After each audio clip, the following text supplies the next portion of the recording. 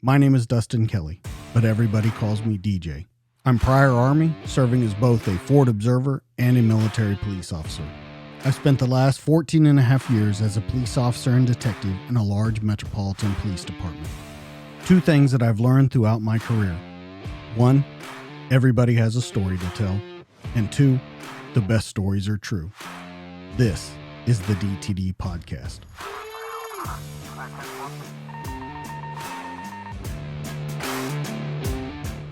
In 3, 2, 1, and we're live.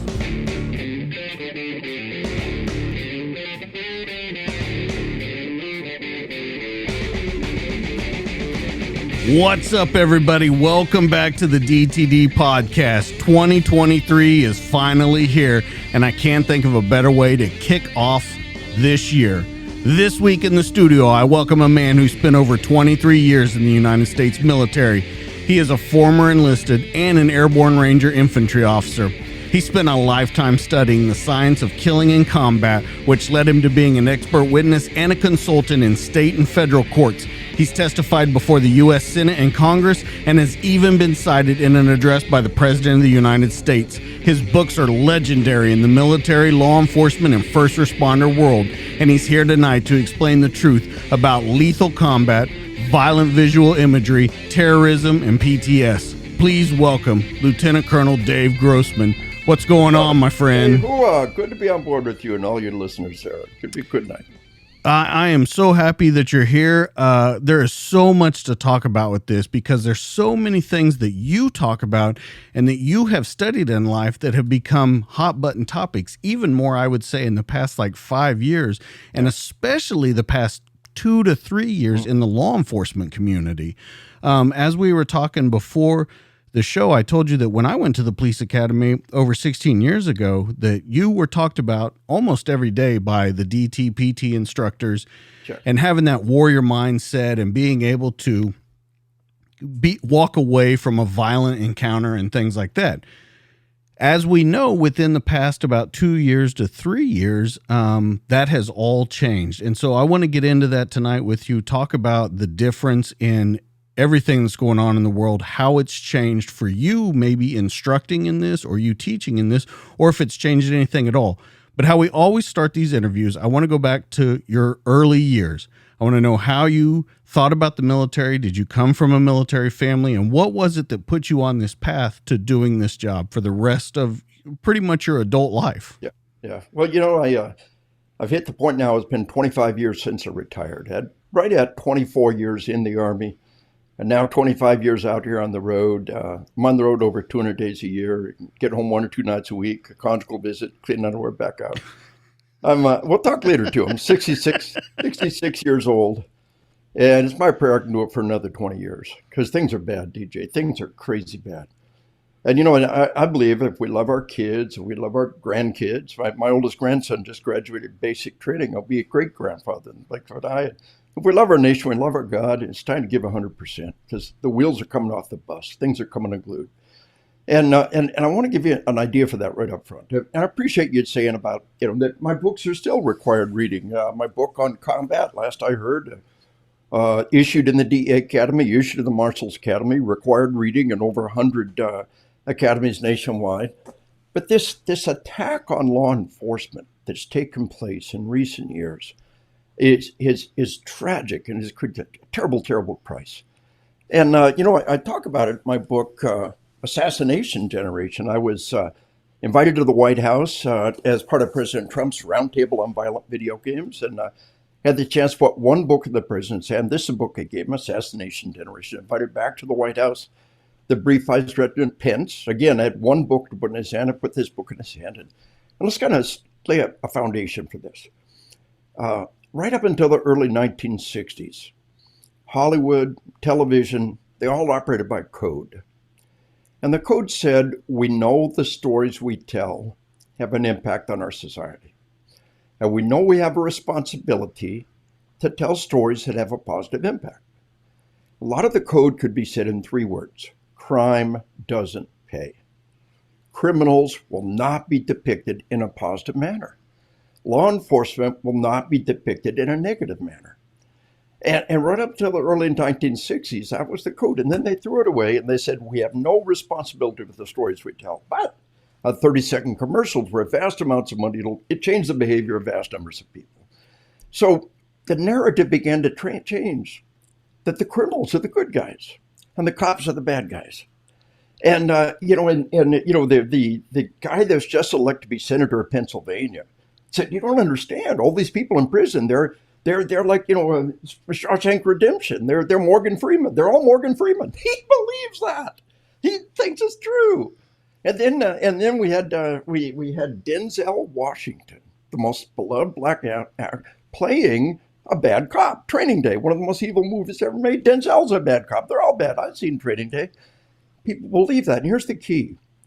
The stories we tell really do have an impact. And right up until we're 6, 7 years old, it is really, really hard to tell the difference between reality, television, movies, and dreams. And I tell my audience, my wife my son's in his 40s. A little while back, he asked my wife, he said, did I tell you that? Or did I just dream it? She said, well, you must have dreamed it. I don't remember. You ever been there? As adults, maybe we've been there. Well, as children, that's a constant state. So when they were 3 years old and they watched Morgan Freeman, they wrongfully convicted, Shawshank Redemption, it was real. It really happened to them.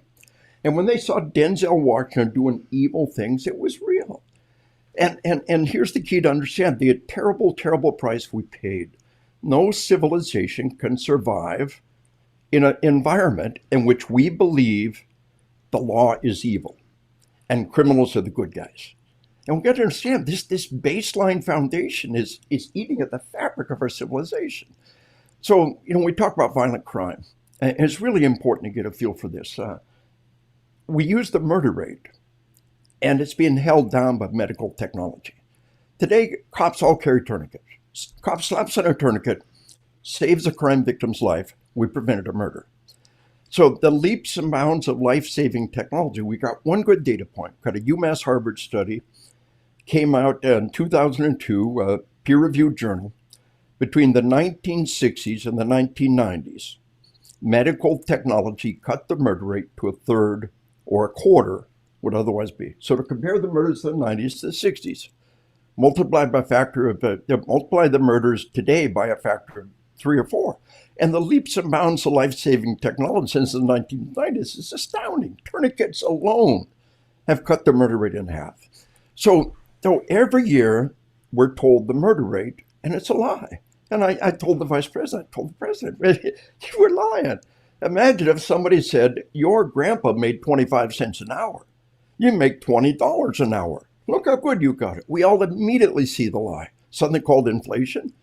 They say, well, murder was up 30% last year, but, it's in the long run, it's not that big a deal. Yes, it is. So in 2020, the George Floyd riots, the whole George Floyd narrative, this evil cops out there killing George Floyd, and in a generation where 2, 3, 4, 5, 6-year-old, and they saw the cop night after night after night putting a knee on that guy's neck, and it was real. Every time was real.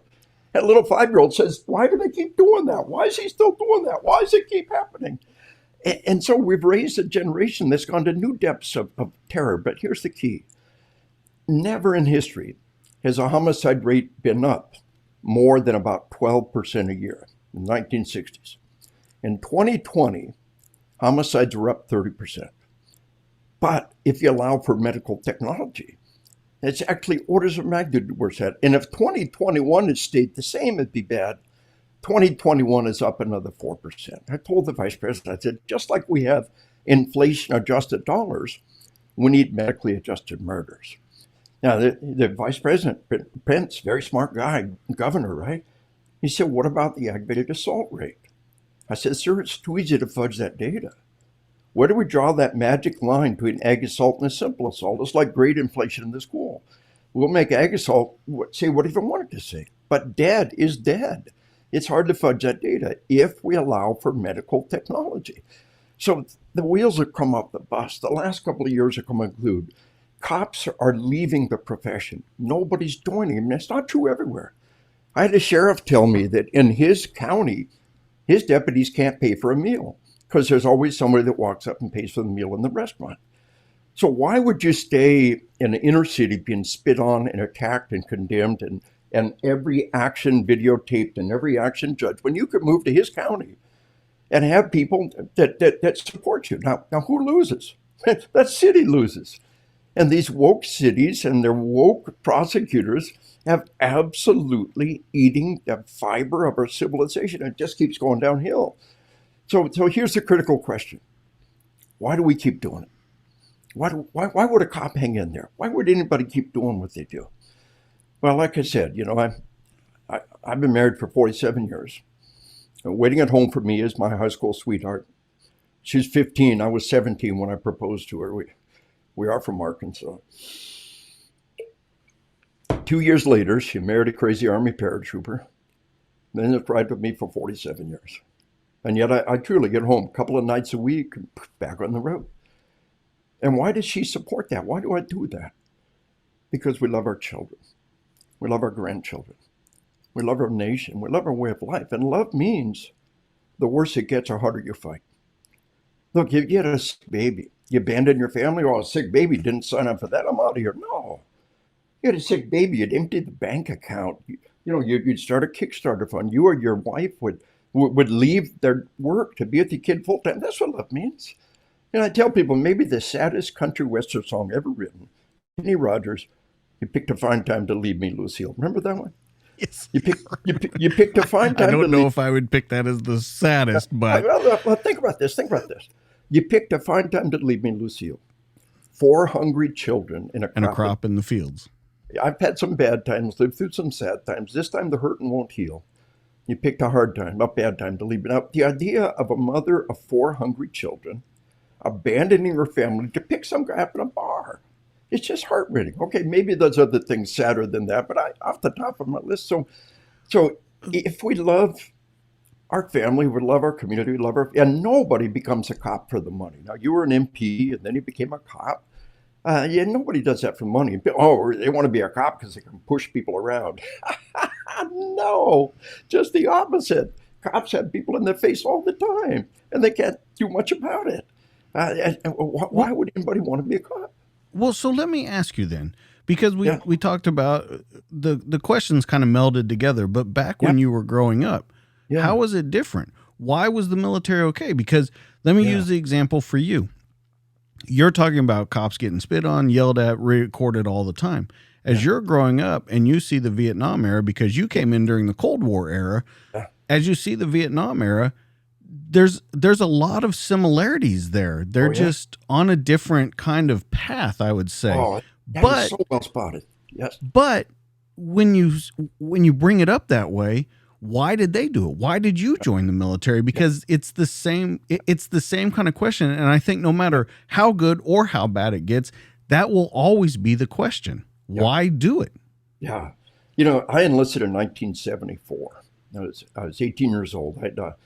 I basically dropped out of high school in 73 and worked on a Wildcat oil rig. I was 17 years old in the Panhandle of Nebraska. Lied about my age, working 12-hour shifts on a Wildcat oil rig, the most dangerous thing I've ever done. I turned 18 and became a paratrooper, just infinitely safer than what I was doing. And my dad had been in the military. My grandpa had been in the military. One of the great influencers in my life is Robert Heinlein in a book called Starship Troopers. And, at one point in time, there was a FORSCOM officers recommended reading list.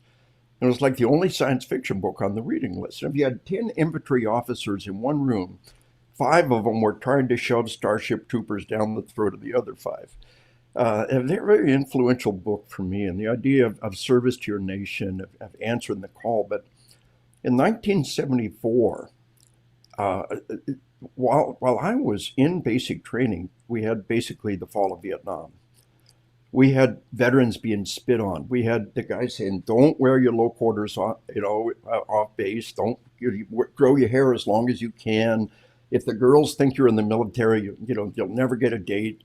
And it was this media drumbeat that they were evil and they're committing evil acts. And they really were spit on and attacked. My book, My book on killing.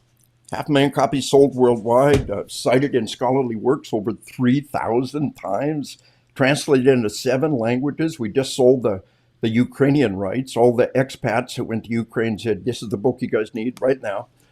And when we talk about how they really did spit on those Vietnam veterans, it really did happen almost universally. Condemned, attacked, neglected. We're almost making up for that today by telling them, welcome home. A generation would have given anything to have that kind of a welcome. They're almost embarrassed by it today. I tell them, well, just roll with it, guys. But the time has come to treat our cops the same way, to tell them thank you for your service, to tell them thank you for putting up with this and put your life on the line. And last year, we had essentially an all-time record number of cops murdered in the line of duty. But that's all the body armor, all the tactics, all the training. Imagine in war today losing as many people as we lost in Vietnam. No body armor, no medical technique. Imagine that. That's where we're at. We're losing as many cops today as we did in the darkest years of the 1960s. And the year-over-year increase in cops, remember, body armor is holding down the number of dead cops. They're being ambushed, massacred, executed. 5 dead cops in Dallas, 4 dead cops in Baton Rouge, both by identical perpetrators. An angry black male who's going to pay them back for all the terrible things that they've done. And we've got, we've got this narrative that the cops are evil. And what happens if nobody wants to do that job? What happens if nobody wants to be a cop? So why do we do it anytime? Well, I came in 1974, and the Army was broken. The druggies ran the barracks. If you wanted to live in the barracks and not do drugs, you had to fight. All you had to do is just, do a little crack, smoke some dope, and you're cool, right? If you didn't want to smoke dope, if you didn't want to, snort crack, you had to fight. And the druggies ran the barracks, and we couldn't get rid of the bad soldiers. I was Radar O'Reilly. I was a unit clerk. I was a line dog, and they pulled me out, said, you can type, you're smart, you're going to be the unit clerk. And I was Radar O'Reilly. And we had packaged this thick of Article 15s and counseling statements. We couldn't get rid of them because society said these people have been broken, and the military is a form of social movement. And you can't get rid of this person. It's your job to fix them. You will be the form of social mobility. You will help them be better people. Well, Ronald Reagan became the president in 1980, and the military pivoted on a dime. Now, we couldn't recruit anybody. I'd gone to OCS. That was my goal. I was a young sergeant. I went to OCS. I served in the 9th Infantry Division in Fort Lewis, Washington. In the entire division, out of every company, every line infantry company, 1 platoon was zeroed out. Of the 3 line platoons. Of the 2 remaining platoons, 1 squad was zeroed out. So basically, an infantry company represented 4 infantry squads and the weapons platoon, and that was it. And that's how hollow how empty we were. Nobody would join the military. Nobody would entrust their children to their lives. Reagan became the president. And we had the expeditious discharge program. We had the urinalysis program. We got the dirtbags out in a year, and a magnificent flood of great Americans joined the military and turned on a dime. It is one of the greatest events in history, and very few people even know about it. I was there in the middle of it. And we went from flat, broken, woke. We didn't use the word back then, but that's what happened. We were woke. You can't bust that guy for doing dope. You can't bust that guy for snorting a little crack. That's not your business. He still shows up for formation. It's not your business to enforce the law. And we pivoted on a dime from broke woke to defeating the Soviet Union. And it was the leadership at the national level. It was Ronald Reagan that made it happen. The nation was ready to take action. Well, similar things are happening now. My grandson's enlisted, magnificent young man. He went Intel. He's a lot smarter than his grandpa. And I care about those kids in there, but some of the woke stuff that's going on, some of the things that are being shoved down the throat.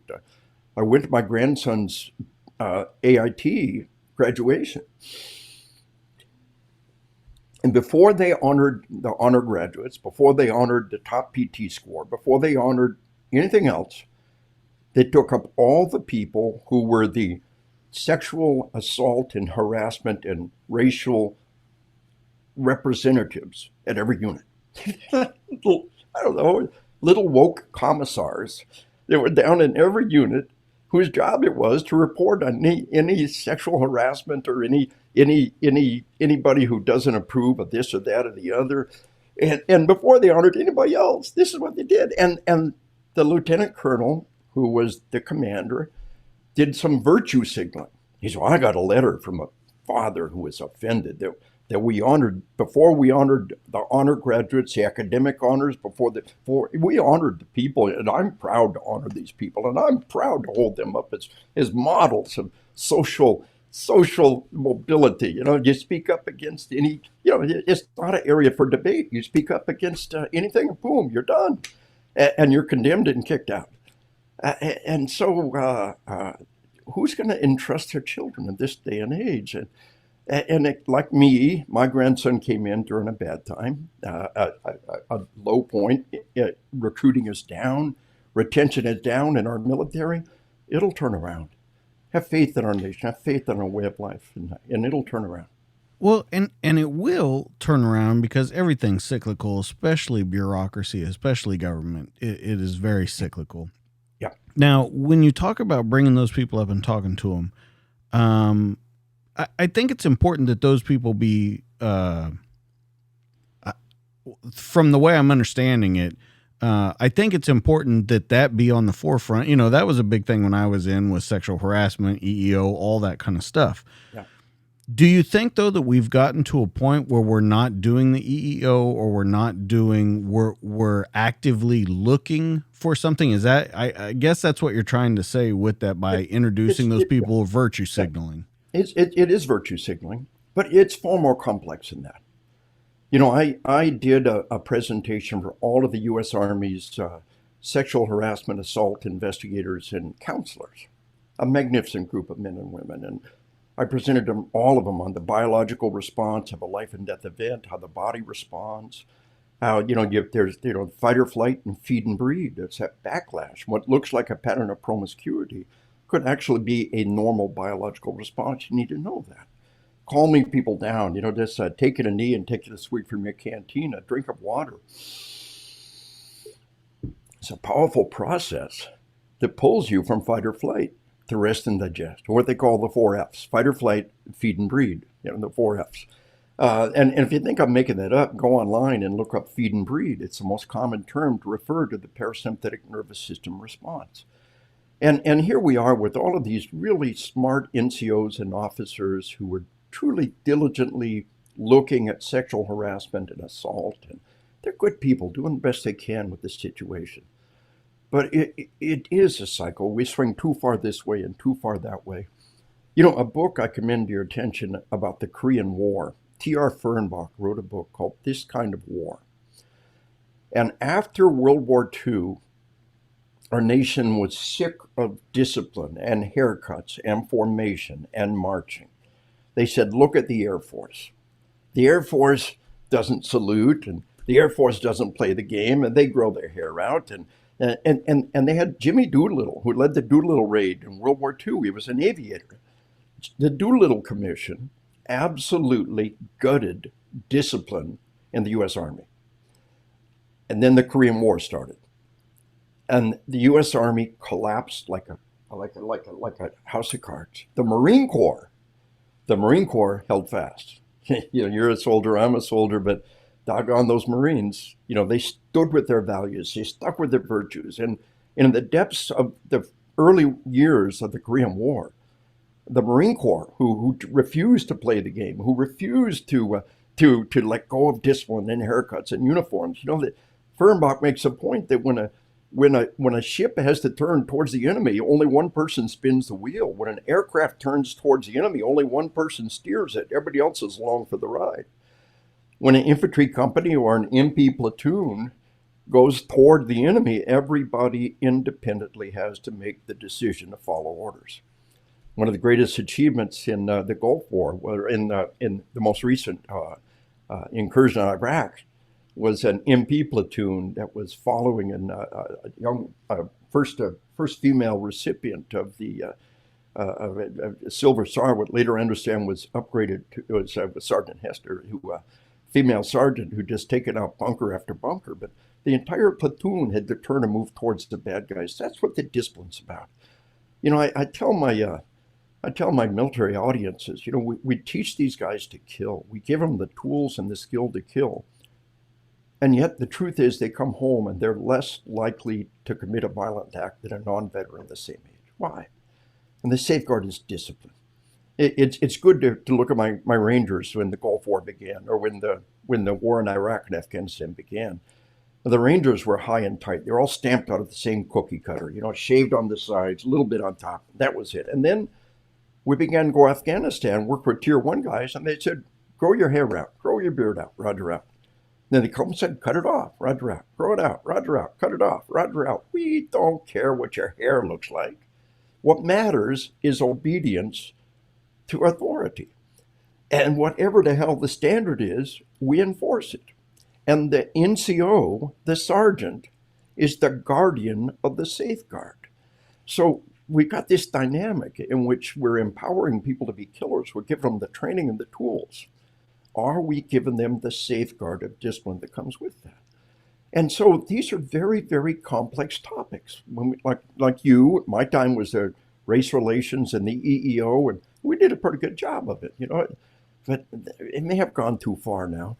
But you're right. So in the Korean War, the Army was broken.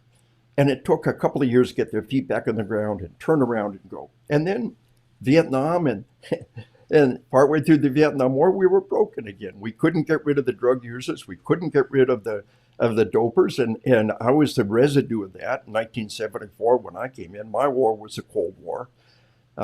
Grenada was a day, Panama was a day, Gulf One was 4 days. If you made them all, and I didn't, it wouldn't have lasted a week. These kids today, I got a son with 9 combat tours. He sees more combat in a week than I would have seen in my whole career. Our war was a Cold War. But these kids are magnificent. They've done a great job out there.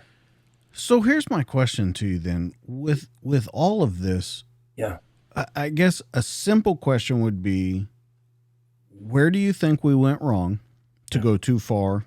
Yeah. And then how do we swing it back? Because I wholeheartedly believe, you go to a lot of training to treat people. If you don't know how to treat a person equally, no matter what, there's a problem to start with, I think. I've always said that. Of course, there's some people that you have to teach to do that, but that's a problem to start with. So where did we go wrong by teaching people common decency? Because that's all it is common decency, common courtesy, trying to do the right thing. Where did we go over the line? Well, if you say we got to treat everybody equally, but if they're criminal, then do we still treat them equal? If they're doing drugs in the barracks, if they're beating up people who won't do drugs, do we respect them and respect what they're doing? Do you understand what I'm saying? It's easy. We respect all individuals. We respect every belief. But when it comes to doing drugs and stealing stuff and beating up people that won't do that won't do drugs, maybe it's time to draw the line right there. So it's so easy to say this grand statement that, we've got to have respect for it. You've been a cop. You know that there's people out there that have broken the law, and you now have to treat them differently. There is no pretty way to apprehend a non-compliant suspect. There's no way it looks good on video. There's no way somebody's trying to fight 100%. So I guess when I say that we treat everyone equally, what I mean by that is you have to measure up and read the room for every situation. Yeah. Yes. And I think that maybe we've gone now where it's too much thinking. People are starting to second guess themselves, and that can lead to trouble. And that's what I mean by equal. You have to treat everyone equally. And what I mean by that is everyone that you're serving, everyone that you're doing this community service for is a person. Yes. When you get into the arrest situation, when you get into a law enforcement situation, yes, things change very much so. And I agree with that. The problem that I have with today's times is that I think we might have gone too far to where guys are second guessing themselves and worried about what's going to happen to them for everything they do. I heard you talk something about litigation where you say it doesn't matter if you get sued. You were talking to law enforcement. It's if you get sued successfully. That's the problem where it comes in. Yeah. You should always be mindful of your situation and worry about that later on. Am I correct in that? Yeah, exactly right. I tell people now, I say, it's appropriate to be concerned about being sued, but really be concerned about being successfully sued. Be concerned about doing the wrong thing. Be concerned about lives being lost that didn't have to be lost. And the answer is training. If for whatever reason, I've been doing it so long and so much. I believe I'm the only law enforcement trainer ever been post-certified in all 50 states. My book on killing on combat. We put out the book on spiritual combat, Christian Book Award finalist. Pretty cool. And we got a book coming out in March on hunting. You really don't understand killing. I know one of your sponsors a while back was Tier 1 Outdoors. That's pretty cool. There's some guys that might be interested in this. Hey, I know what Grossman had to say about on killing on combat, but you can't understand who we are if you don't understand hunting. We say in the book, if the existence of our species was 24 hours, right up until the last 6 minutes, all we did was hunt. We were hunter-gatherers. It's what we were designed for, it's what we do. And now all of a sudden you can understand combat without understand hunting, auditory exclusion. You don't hear the shot. Where's that come from? Well, if the lions roar, stunned you, then they win and you die. And this mechanism that allows us, every predator has some kind of a sound weapon that they use. The barking wolf, the charging lion, the roaring tiger. And we've got this ability to tune it out. And so when we enter into the gunpowder boom, we're tuning out the sounds. And cops don't hear the shots in combat, or the shots are muted. Soldiers don't hear the shots in combat. How in the hell could we have had 500 years of gunpowder combat and not let people know, hey, the shots will probably get quiet in combat. Don't worry about it. So that's just the tip of the iceberg of the things we need to know. So the answer is not to be terrified of being sued. The answer is to be as good as you can possibly be, to seek as much training as possible. Now, you can quit the job and avoid that risk, or you can get as well trained and well skilled as possible. How do you stack the deck in your favor? How do you load the dice in your favor? Training, training, training. Be confident of your skills. Embrace the resources that are given to you. So the whole point of that about being successfully sued is about doing something wrong and outside of policy, outside of common sense, outside of the law, that is going to put you in trouble. And it really comes back to, how do I do the right thing where the world comes unglued and I'm fighting for my life? Training, training, training. You do not rise to the challenge. You sink to the level of your training. And that's the whole point of that lawsuit dynamic is lives are, a lost lawsuit means you violated policy, you broke the law, you hurt somebody who didn't have to be hurt. And the weight of law is now not on your side, but on the side of whoever it is that you did this to. And how do you use that incredible authority as law enforcement and not abuse it? And that comes back to training. At the moment of truth, when worlds come unglued and lives are on the line, you don't rise to the challenge, you sink to the level of your training. All right. So let's talk about something that is a very interesting dynamic to me about you.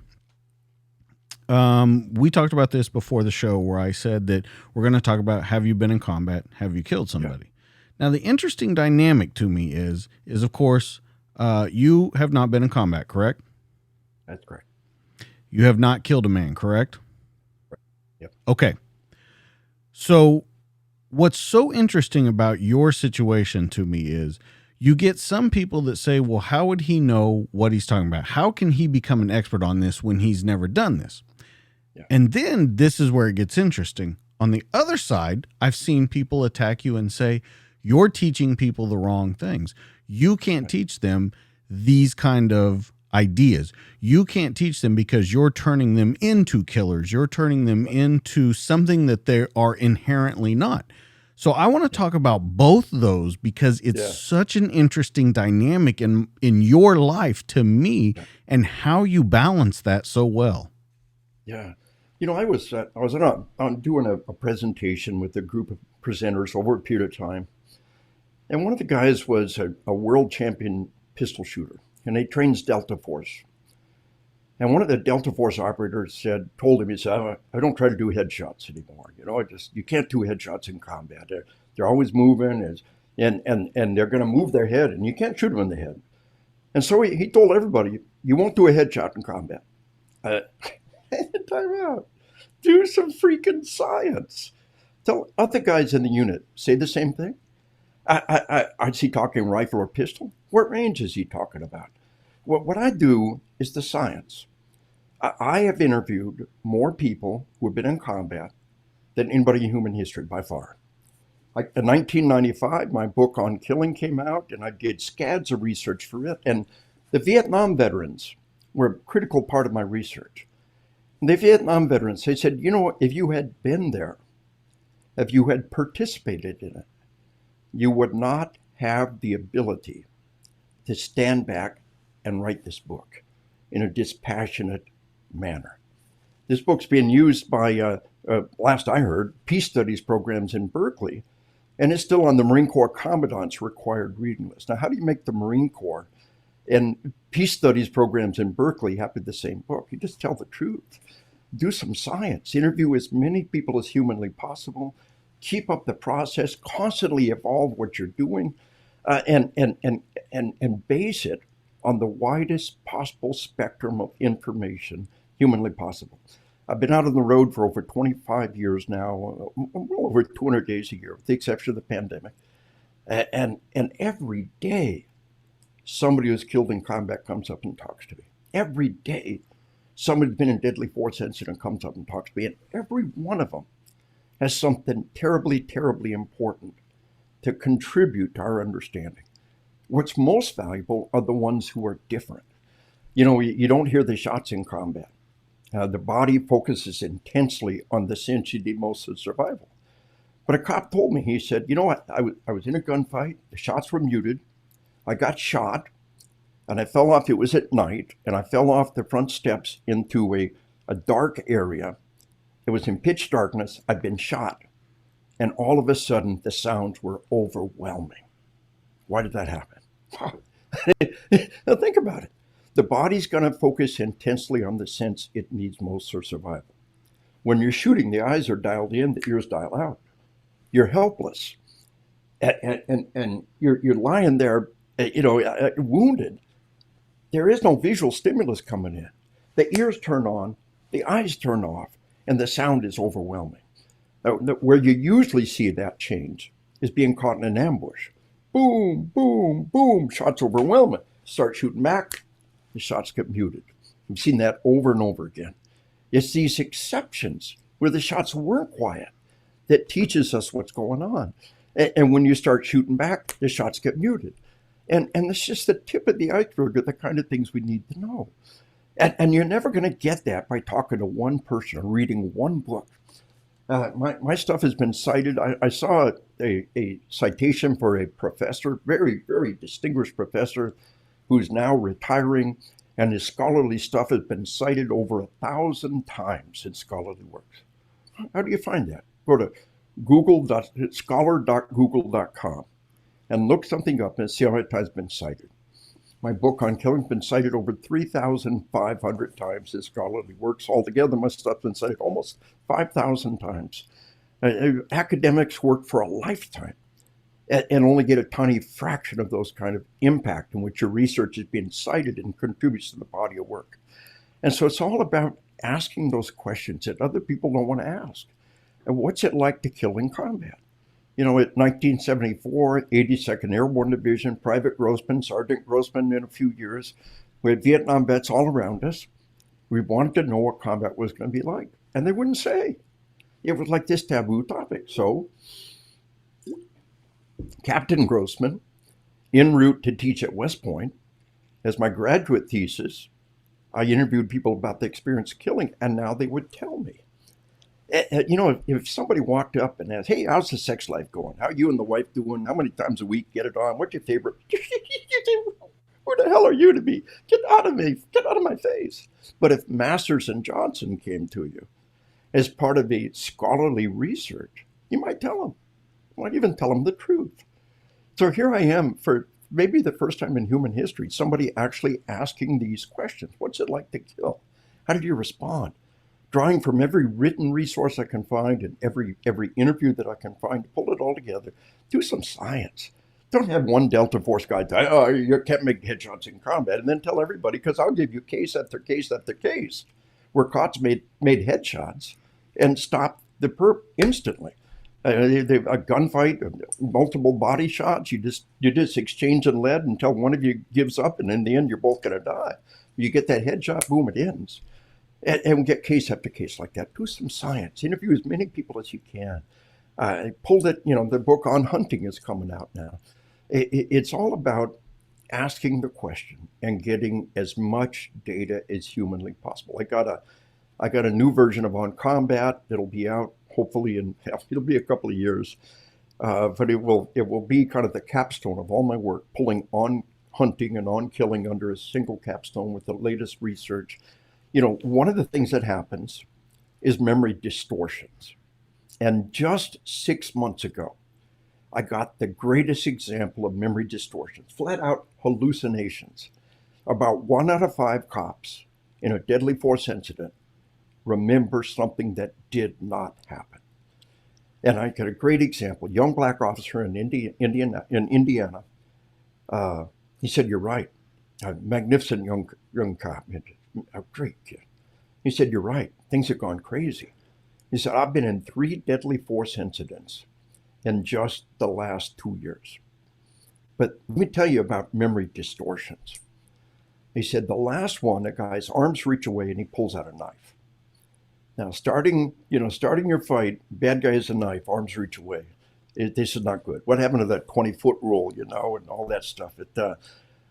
He basically told himself, "I'm going to get cut. I'm going to keep fighting." So he drew and fired, and he hit the spinal cord and dropped like a bag of rocks. It almost never happens. Hollywood, shoot them once and they fall down. The lead, when I was looking at what I call 1883 or whatever it was, and they're in the saloon shooting these people. They shoot them all once and they all fly away. Stupid, goofy misrepresentation that could ever be. But this time, that's what happened. Hit him in the spinal cord, dropped like a bag of rocks, and never touched. But he said, "I saw blood on my hands. I kept looking at my hands for blood." A guy from the peer support team comes and joins him, a friend of his. They're going to the hospital. He's not hurt, but always go to the hospital, get fully checked up. And he's in the back seat of a vehicle, this guy beside him, and he said, "Dude, for the last time, there's no blood on your hands. Quit asking me." That's how intense the memory distortion could be. Can you see how he would have said, "I'm going to get cut. I'm going to keep fighting"? He envisions blood on his hands. He envisions himself still fighting. And what he envisions possibility becomes reality. So these are the kind of things that we need to understand. What we've got, it's the law in Texas, common sense everywhere else. A cop should have the right to see every video before they make their formal written statement. Now, what's our goal? I start every class with the Pledge of Allegiance. Last 3 words of the Pledge of Allegiance: justice for all. Every American has sworn an oath that justice for all. That's our goal. And if we have memory distortions, if we have memory gaps, and the video says something different, and you write that memory distortion, or write that memory gap, it will kick your tail in court. The entire world is going to see that video and play Monday morning quarterback before you write that formal written report with memory gaps and memory distortions. You have every right to see every video. Otherwise, there'll be memory gaps and memory distortion. It'll kick your tail in court. And so this ongoing dynamic of applying just as much research and data and scholarship as possible. There are people out there in a life and death situation with a record number of cops murdered, and in spite of all of our training, with a record explosion of violence, and on top of all that, nobody wants to do the job. Recruiting is down, retention is down. These are desperate, bad times. But I was there in 1974 in the Army, and there was great national leadership. We pivoted on a dime and have faith in our way of life, have faith in our nation. And in the end, it's really a scholarly battle. And my book on spiritual combat is the other part of that whole equation, because in the end, we're in a battle against forces of evil. You need to have a force for good on your side. And that's kind of the culmination on that. All right. So here's the questions that come to mind on that. You talk about some statistics in your writings, in your speeches that you give.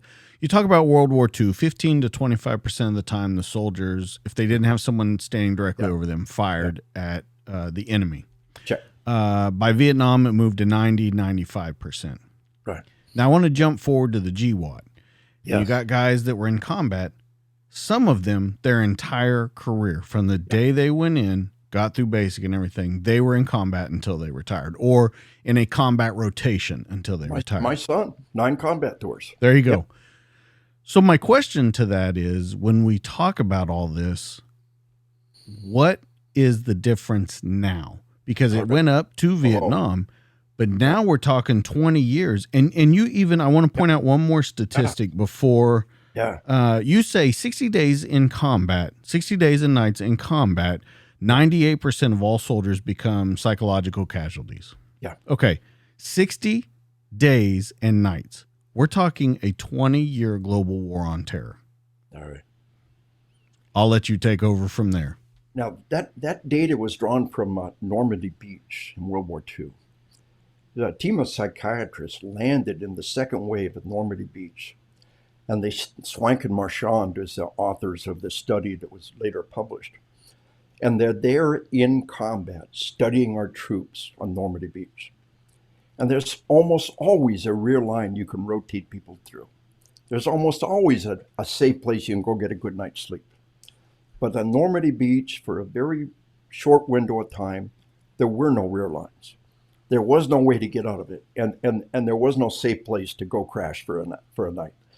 And what they found out was, of those who were left, after 60 days of inescapable day and night combat, 98% had become psychiatric casualties. Now, the other 2% are really interesting.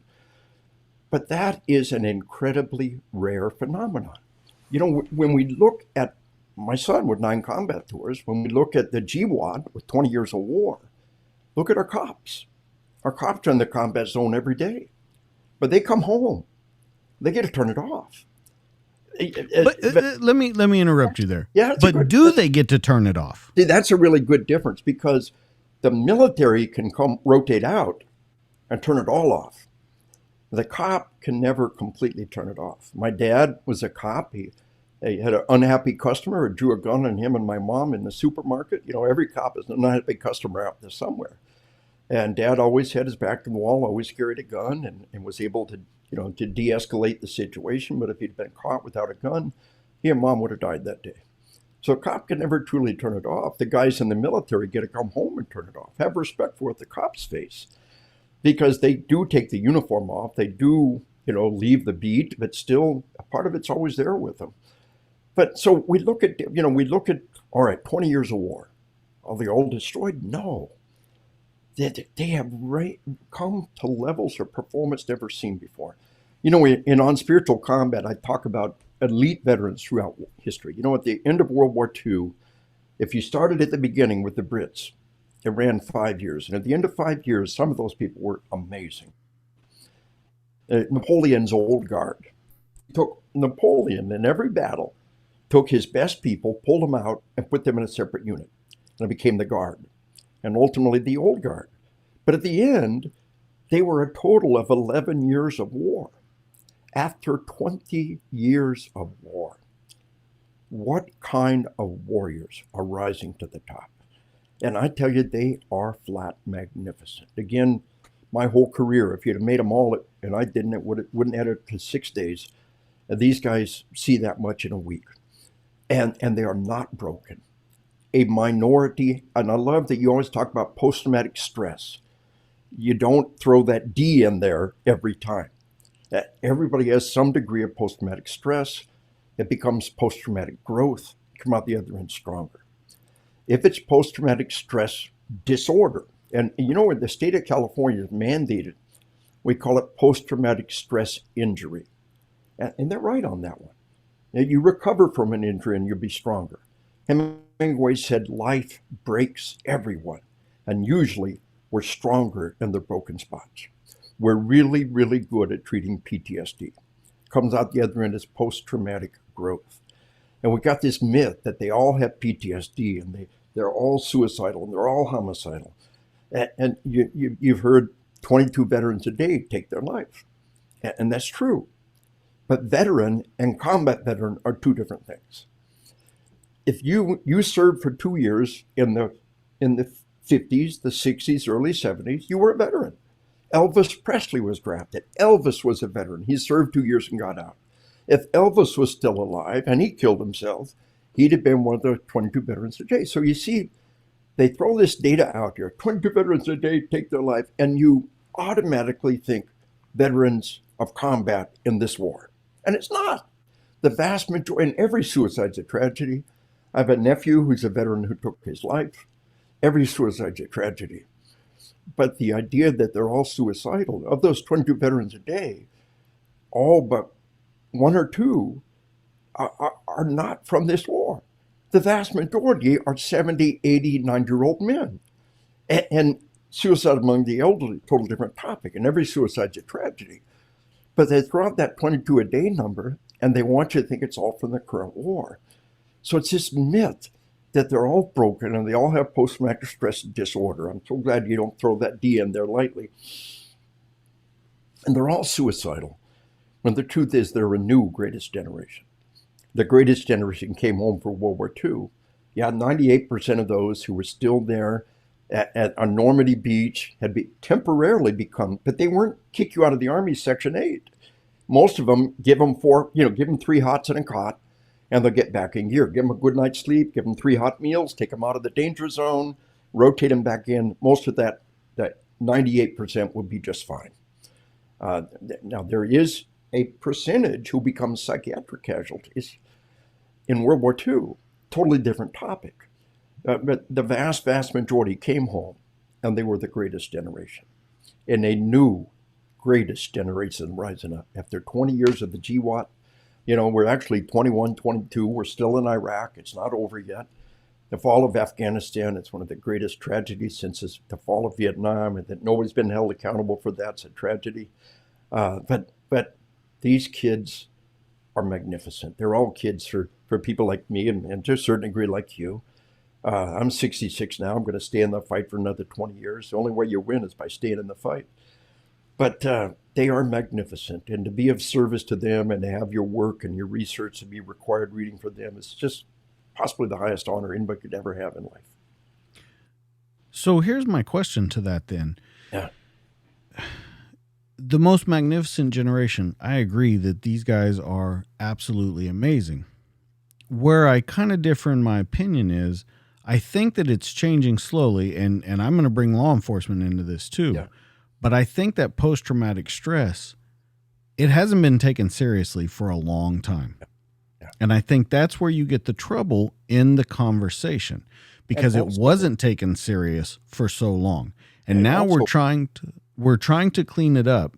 The military's doing it, but a lot is still not out there. Those alternative therapies are still hard to bring in. It's still fringe science. It's still this and that, but we found that it works.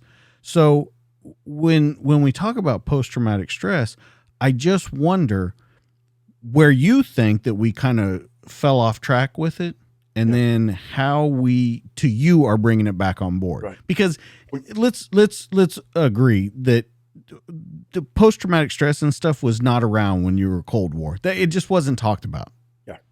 But first off, to break down my own argument, the greatest generation, but they represent less than 1% of our population. Absolutely. So they may be magnificent, but they're darn few. Even when you throw in law enforcement, the numbers are still a tiny percentage. So they have grown and they're strong, but that, the snowflakes out there are a different story. And that's, they're a tiny part. We really didn't know about PTSD until Vietnam. I write in my book on killing about how, uh, I make the example of making the link between sex and having a baby. You have sex all the time, you don't have babies, and there's this 9 month gap between cause and effect. And hypothetically, we talk about, a bunch of blonde Vikings sweep through and there's rape and pillage. And 9 months later, there's this batch of blonde babies, and you make the connection. That's kind of what happened in Vietnam. They were in a tragic environment. They arrived as individuals. They left as individuals. One of the most stupid things the armed forces has ever done. They're the FNG. They're the new guy. They're going to get you killed. They don't know what they're doing. And then at the end of the year, you're the wise old man. You're the one everybody depends on, and you leave them. And then they come home and they're spit on and called baby killer and condemned and vilified in the media. And not everybody, not every Vietnam veteran has PTSD by any stretch. But for the first time, we made the connection. The factors in PTSD, post-traumatic stress disorder, are the magnitude of trauma at the time, previous unresolved trauma in your life, and the support structure afterwards. And we took that support structure and turned it into almost a condemnation. They didn't have their parade. They didn't have their welcome home. And again, the vast majority of Vietnam vets will tell you they're not broken, they're stronger. But something real bad happened. And years later, we started having this response. And we coined the concept of post-traumatic stress disorder. After the stress, months later, years later. And we began to put the pieces together. And again, my book on killing and non-combat are required reading. I've done psychiatric grand rounds in hospitals. I've done Department of Defense-wide psychiatric grand rounds. Caught on camera, pumped out over 100 military hospitals worldwide about post-traumatic stress disorder, what's happening to the mind and body, and the path to healing. And you're right, like EMDR, eye movement desensitization reprogramming. It is still being called out there, or CISM, critical incident stress management, being attacked. The infighting within the mental health community is vicious, and everybody that doesn't teach the way they do is a threat. And so the dynamic of being able to come to healing through other mechanisms is now entering. And we're getting smarter, we're getting wiser, we're embracing a wide perspective. The Veterans Administration made an excellent move a couple of years back when they said you don't have to use a VA provider. You can find your own mental health provider. And that opened the door to a variety of different resources that were useful to different individuals. And I think we've made enormous progress in that realm. I recently was a speaker at an Air Force base in Florida on their mental health week. And I was their capstone speaker. It was at the base theater, filled up with Air Force personnel, caught on camera, pumped out across the base. And before I did my presentation, I talked about no pity party, no macho man. Don't cop a pity party. Don't think you're going to be destroyed. But if there is a problem, deal with it. And have faith that the help can help. And find that middle path between assuming you're broken and thinking that you don't need help. Find that middle path. How can you help others? You can't help yourself. Well, the colonel, the head of the doc, the psychiatrist that was head of the mental health community, before I spoke, he said, "This is the capstone presentation. Almost everybody's going to hear this. And I want you to understand something terribly important. We're really, really good at treating PTSD. But you got to let us know. You got to let us know." And the idea that post-traumatic stress disorder is a life sentence is one of the most horrible myths out there. Oh, I got PTSD, it's like having cancer. No, it's like having a broken bone, a post-traumatic stress injury. And we can treat it and come out the other end stronger, post-traumatic growth. So we've come a long ways, and there's another dynamic. In World War I, they called it shell shock. concussions, what today we call TBI, traumatic brain injury. And then in World War II, they said, no, it's combat fatigue. It's all psychological. Now we know it's both. And TBI and PTSD, the symptoms are very similar. They've got very similar symptoms, but they've got completely different etiologies and completely different treatments. And so we're able to treat the TBI and the PTSD. And that by itself is a huge leap forward in mental health treatment. In 20 years of war, our troops are absolutely magnificent. Their skills, the techniques, the training, the tactics, the tools that they use. In the same way, the medical community, we've all seen MASH. We all got this model in our mind of the medical skills that are crafted in combat. Well, believe me, the medical community in this war have gone leaps and bounds beyond where they were 20 years ago. It's saving murder victims across America and hold down the murder rate. But the mental health community has also come leaps and bounds. If one of your listeners out there thinks they're trapped in a lifetime of mental illness, you're not. Medical science moves on. No amount of money is worth a lifetime of mental illness. Get help and strive to recover your life. And, one of the big wild cards in the whole equation is sleep deprivation. It's my key dynamic that I try to give to every audience, military, law enforcement, anybody. Sleep deprivation is a key factor in suicide. I've lost 2 nephews and a brother to suicide. One of my nephews, none of them had a note. It was all, why? Well, we look back in retrospect. One of my nephews, the new video game came out.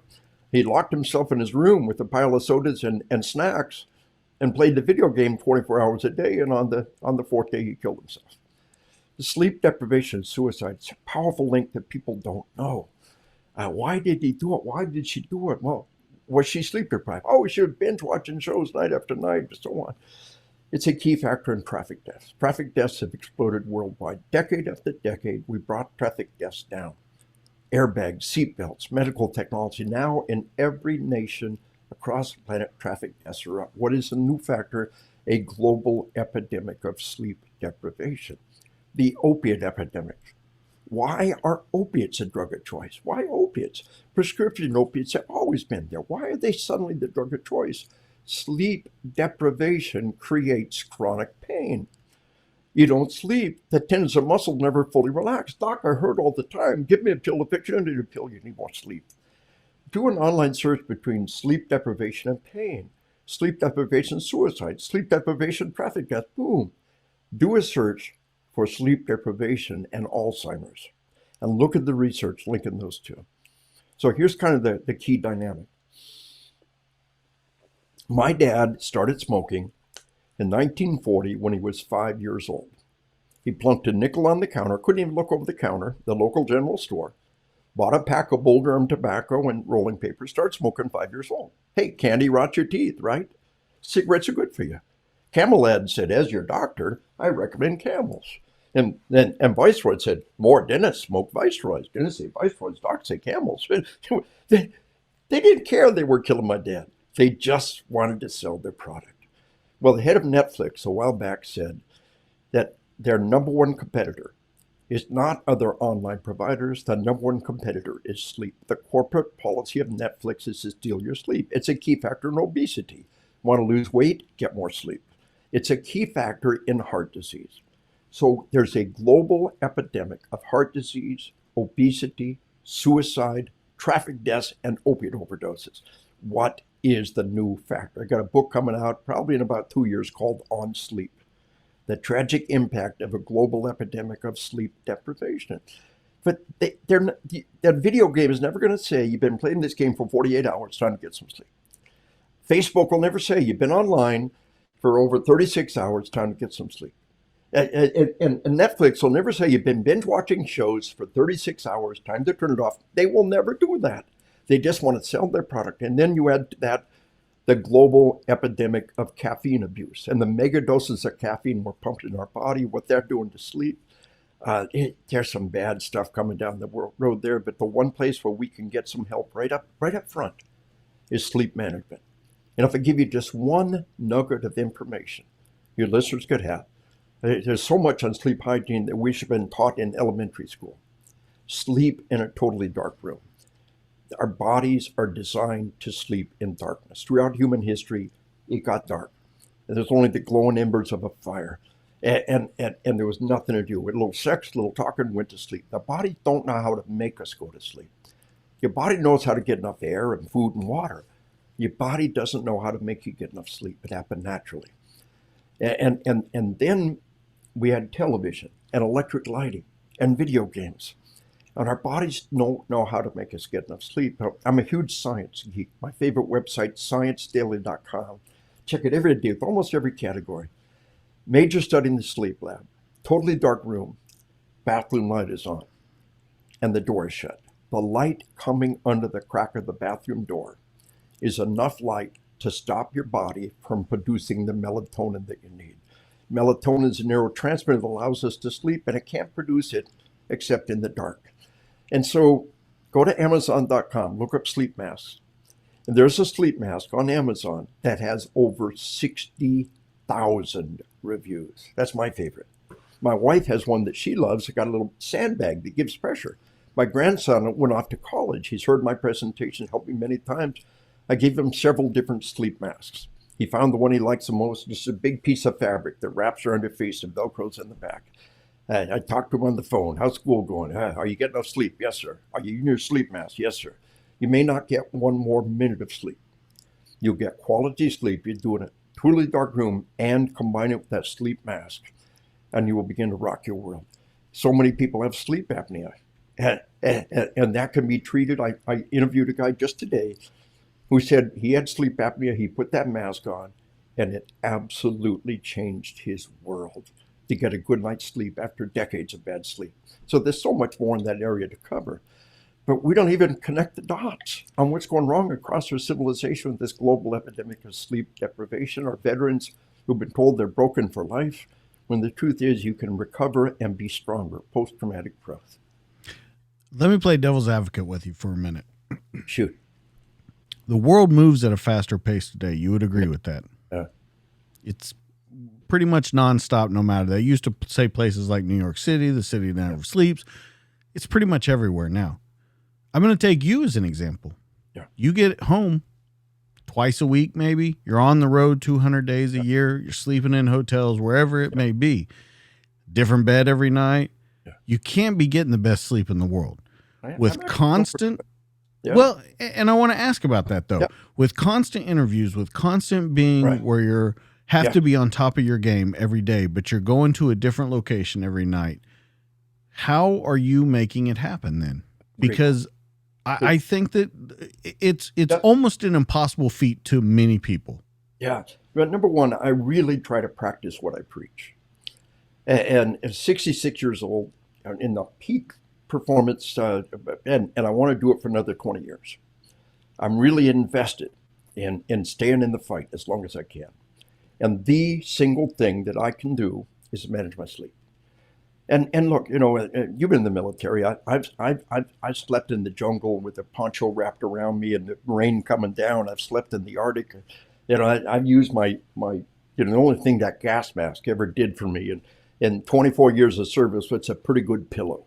I've used my gas mask for a pillow, wrapped up in a poncho liner around the world. I don't want to hear whining about bad hotel room beds. I'll tell you about bad beds. I don't want to hear any whining about the air conditioning in your hotel room. The kids out there living in the desert right now, they'll tell you about air conditioning.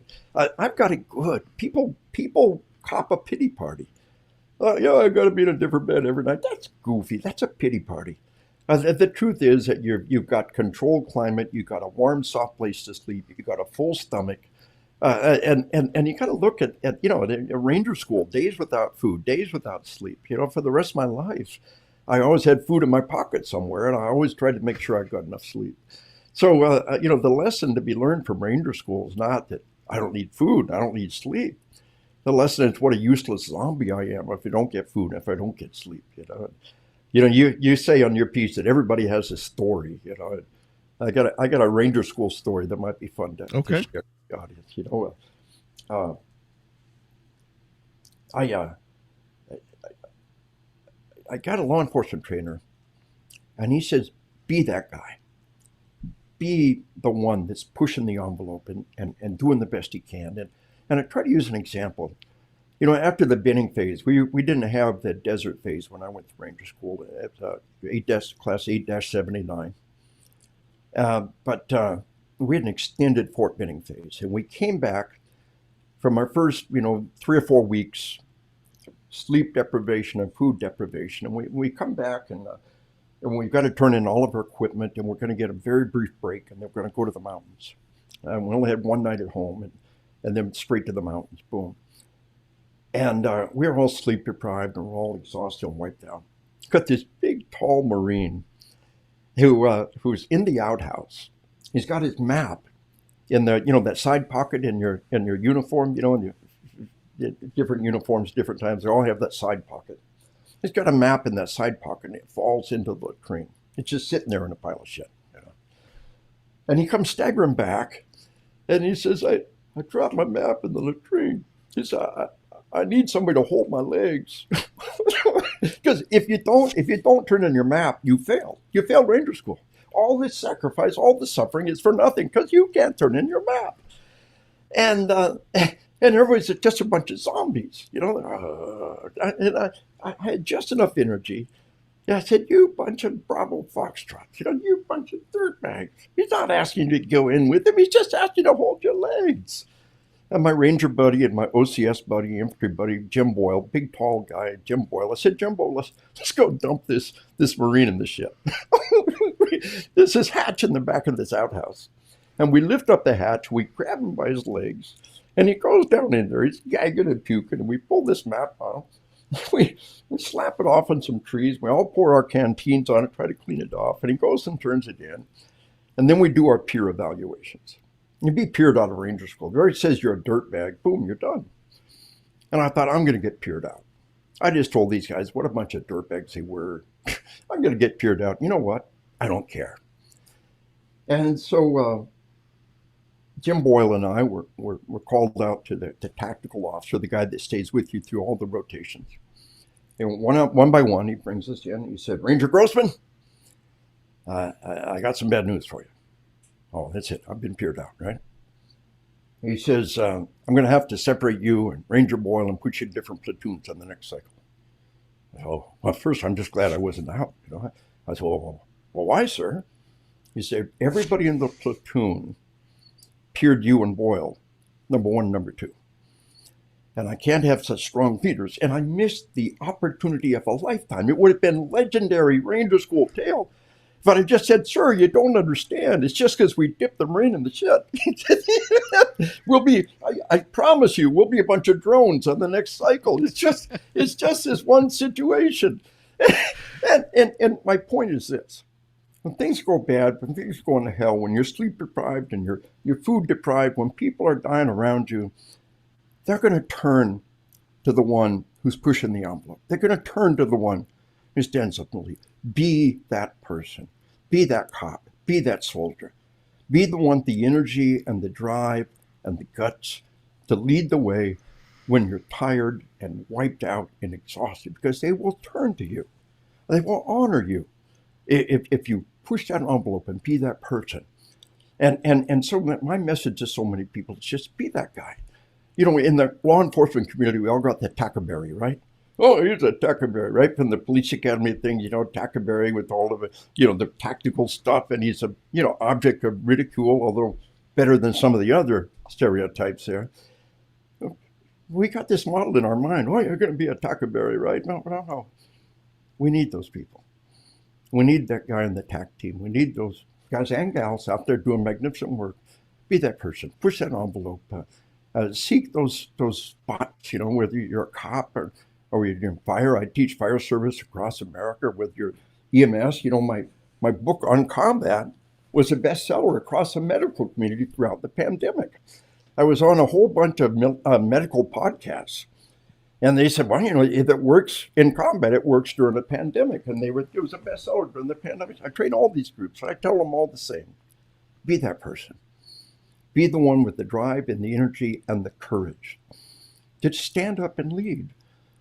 and they will honor that.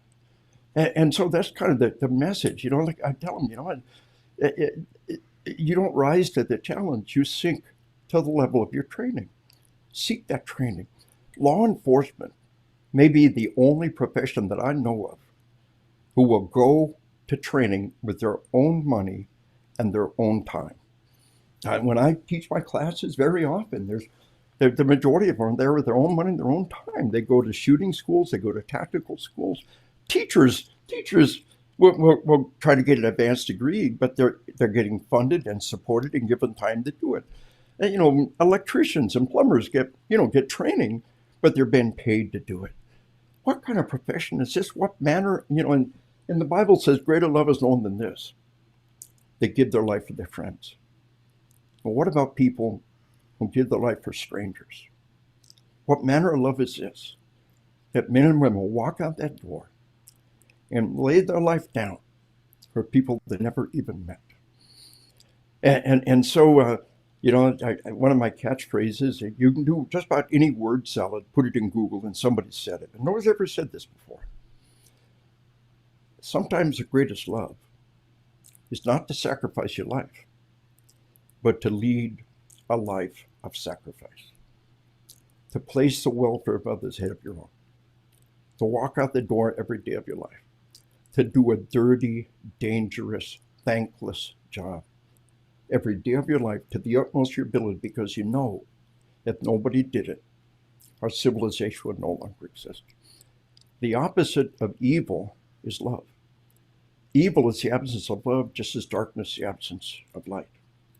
We defeat evil with love. You know what makes a great cop? Empathy. I say, what if it was my family wiped out by that drunk diver? What if it was my spouse? What if it was my child? Empathy is just not the word for love. Nobody became a cop to get rich. Nobody became a cop to be famous. Nobody became a cop because they like to boss people around. If you did, you get out real fast. They became a cop because they want to make the world a better place. And the same thing with our military, and the same thing with our medical and first responders. And they deserve honor. What manner of love is this? That men and women will walk out that door and lay their life down for strangers. And so to be service to them across these years, to be able to provide resources to them, just such an honor. And the way we beat these bastards by staying in the fight, things are bad right now. But if the only thing in the universe you can control is yourself. And, you're not doing this podcast to be rich and famous. You're not doing this podcast because you're getting paid big bucks for it. So why are you doing it? You want to make a difference. You want to make a contribution. You want to, and I honor you. And I honor the people who listen to you, because they're seeking deeper levels of knowledge. When we were kids, there were 3 networks and a couple of national magazines and maybe a couple of newspapers. And if you didn't get in those, your story never got heard. But today, the podcast revolution has broken through that logjam. And not just people who are providing this for basically no money. You ain't getting paid big bucks for doing this. The police coffee people might give you a little bit of free coffee. They're not much more than that you're getting out of this. So they take care of me pretty well. Amen. And so we honor those people who are doing it because they want to make the world a better place. And ain't nobody doing this job for the money. Now, the answer in the near future will be to pay our cops a hell of a lot more money. Nobody wants to do this job. We're going to start paying them the money they deserve to be paid. But I'm going to disagree with you there. I think what's going to happen, follow me down this timeline. I think what's going to happen there is standards are going to go down. Oh, I hope it's going to happen. It's going to happen. Standards are going to go down. Then you're going to get in a new loop of you're stuck with what you're bringing in. Yeah. The older guys are going to be getting out. The older girls are going to be getting out. You're going to lose that time on, that wisdom that they have, and you're going to be stuck in this. And then we're going to figure out, again, in a cycle, just like you said about the military, that you're going to have to pay more. You want smart people. You want people that can do the job, can navigate the rapids, all that kind of stuff. You're going to have to pay them to do it because that's what everyone else does. And then you're going to get back to the more pay. I hope. But you're going to have to go through the riptides first. Yeah. Let me give you an angle on that. I trained the National Sheriff's Association many many chiefs associations, never the National Chiefs Association. They're owned by New York and San Francisco and LA. But I tell every cop and I tell every law enforcement leader, don't lower the standards. Now, some of us remember pre 9/11 cops. Were you a cop pre 9/11? No, I was in the military. Okay. Pre 9/11, they lowered the standards so bad. Nobody wanted to do the job. Nobody wanted to be a cop. It was so bad that they were waiving felonies to get people to be a cop. They were waiving felonies. And so you may have heard of the Rampart scandal, LAPD, Rampart scandal, terrible criminal behavior in the Ramparts Division, LAPD. Well, the executive summary, page 1, number 1, Rampart scandal, we probably shouldn't have hired a cop with a felony record. But then 9/11 happened. And magnificent men and women were drawn to service, not just in the military, but in law enforcement. And then, we're back again. I try to tell every audience, don't lower the standards. Yeah, the tattoo standards, the beard standards, those things aren't really important. Whatever the standards, we enforce it. But when it comes to moral processes, when it comes to the ability to do the job, please don't lower the standards. Because we've been around that block once before with the Rodney King incident and pre 9/11 and the Rampart scandal. You're right. The law enforcement community is not some huge monolithic entity. They're this vast, dispersed. We have over 12,000 sheriffs. We have over 12,000 chiefs, like hundreds and hundreds and hundreds of sheriffs, and every one of them answers only to the local elected authority. The sheriff answers only to the voters once every 4 years. We're completely diffuse. So progress in law enforcement is 2 steps forward and 1 step back. Every 2 agencies doing the right thing, there's somebody doing the wrong thing, and that's progress.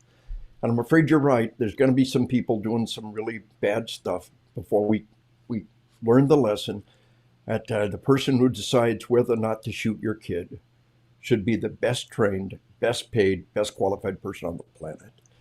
And you're right, there'll be some bad stuff coming in. The Rodney King incident, all the other bad stuff, the Rampart scandal. But here we are, and law enforcement haven't come out the other end of that one. And I can tell you about that one personally, but yeah, there's hope. Never lose faith in our nation. Never lose faith in our way of life. As long as men and women will walk out that door and lay their life down for strangers, there's hope. With you saying all that, do you remember a case study that you did with 9/11 firefighters and the Spartans of Thermopylae? I talk about that. It's not so much. Can we talk about that a little bit? Because in talking about all this service, you bringing up 9/11 and all that kind of stuff, in the history books or even in the quote unquote movies now, the Spartans of Thermopylae were, they were the 300. They stood their ground. They did. Can we talk about that a little bit and how you use that in your presentations? Yeah. On 9/11, 400 cops and firefighters died, bearing the shield and going toward the danger. Now, the Spartans, Stephen Pressfield talked about this in his book about the Spartans. The Spartans swore an oath to their shield. I mean, the Spartan warrior, you come home without your sword, no big deal. But you come home without your shield. And here's the deal, that the Spartans went to war with a great big honking round shield. And they formed a shield wall.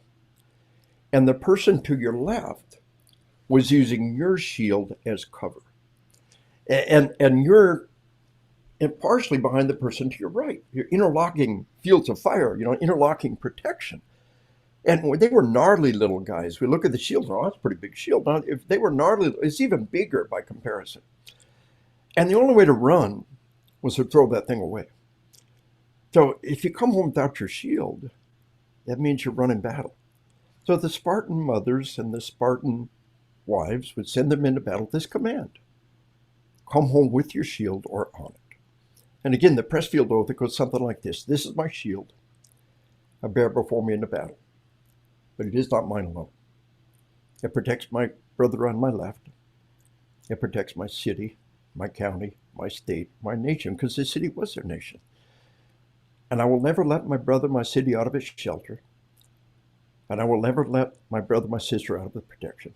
I will die with my shield before me, facing the enemy. So on 9/11, I trained the fire service across America. For every cop that died, 3 firefighters died. On 9/11, 400 immortals, 400 cops and firefighters went toward the danger while everyone else ran away. And cops and fire make fun of each other, but they bear the shield, that little chunk of armor on the left side. And why do we have that? Why is that the symbol of a cop? Or the star? And some have 5, 6, 7, 8, 9, 10 points. What's it mean? Well, it's just a it just represents the sun gleaming off the shield. It's another way of saying the same thing on that left side. And you go forth and you bear that shield, that representation of your willingness to lay your life down, and that you are a living shield of flesh and blood that protects all that we love. And fire and EMS and cops, they all bear that shield on that left side. And they're all willing to walk out that door and lay their life down for strangers. And so the 300 immortals, the Spartans, are worthy of honor. But on 9/11, we had 400 men and women bearing the shield who didn't come home to their family that night. They will never come home again. And sometimes the greatest love is not to sacrifice your life. We're not all called to die in some tragic incident.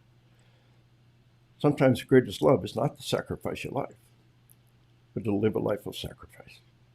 And that's kind of that culminating point that we try to make about all that. Yeah. All right. To kind of wrap up your whole presentation, your whole story, let's talk about a couple things that are going to take place in the future or happening right now, and we're transitioning into them. Yeah. You talk about the new killer in the 21st century. Terrorism, school violence. You talk about it extensively, actually. You've been on a number of news presentations and things like that. Yeah. I want to talk about that, but I also want to talk about like asymmetrical warfare. I want to talk about cyber terrorism that's starting to happen, because you've written a lot about killing. You've written a lot about combat. Yeah. I think at the end of this GWAT, we're coming into a new era that, one, warfare has changed at a cellular level.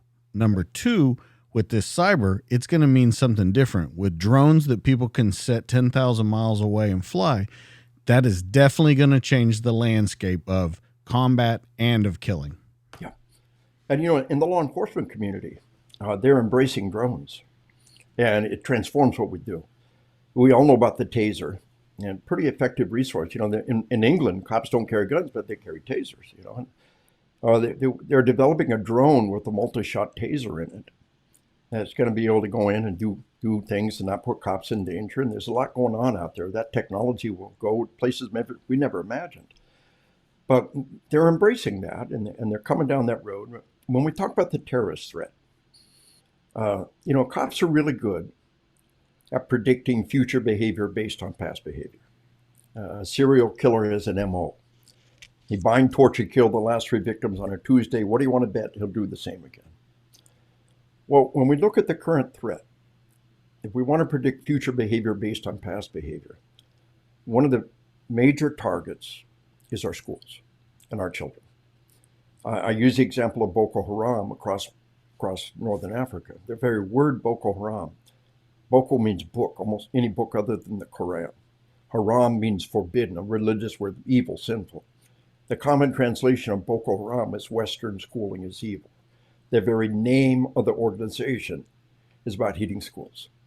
And across North Africa, thousands of times schools and daycares are being hit and wiped out. And nothing changed your way of life, nothing changed your behavior more than somebody coming to kill your kids.